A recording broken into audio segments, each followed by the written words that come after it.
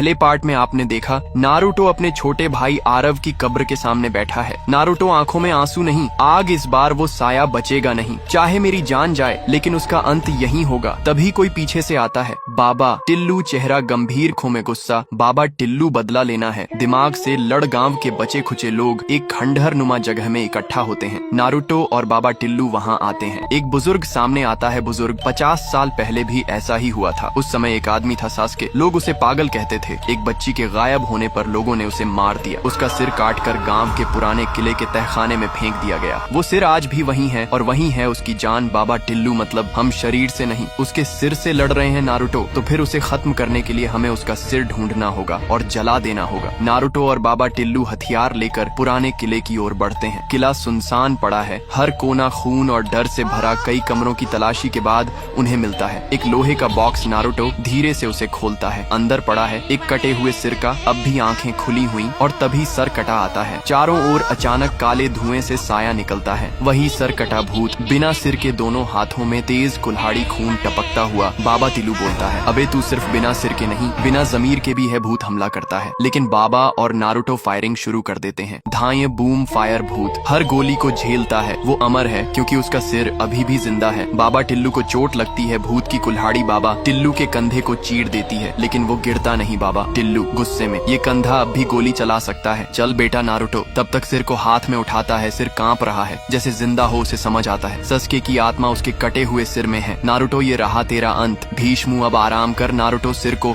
Fire grenade से जलाने वाला होता है। तभी सस्के की आत्मा की गूंजती हुई आवाज आती है, मैं निर्दोष था, उन्होंने मुझे मारा, मुझे इंसाफ चाहिए था, सिर्फ इंसाफ। तू निर्दोष था, पर अब तू कातिल बन गया है। अब तुझे मुक्ति नहीं, अंत मिलेगा। वो सिर पर फायर ग्रेनेड फेंकता है। सिर जलने लगता है, पूरा किला कांपने लगता है। भूत तड़पता है, चीखता है और फिर हवा में उड़ जाता है। गाँव में पहली बार चिड़ियों की आवाज सुनाई देती है। न कोई दस्तक, ना कोई लाश। लोग नारुतो और बाबा टिल्लू को घेरे खड़े होते हैं। बाबा टिल्लू भूत नहीं, उसकी पूरी कहानी खत्म हुई और अब कोई डर नहीं। 2 महीने बाद नारुतो अब गांव छोड़ने वाला है। बाबा टिल्लू अब गांव का रक्षक बन चुका है। रात के 12 बजे ठक ठक ठक ठक एक घर के दरवाजे पर फिर दस्तक होती है। एक बच्चा बाहर आता है, कोई नहीं, लेकिन कोने में खड़ी एक लड़की दिखती है। बिखरे बाल, काली आंखें, होठों पर मुस्कान। लड़की धीरे से, सस्के तो निर्दोष था पर मैं नहीं। पार्ट 3 के लिए कॉमेंट करो।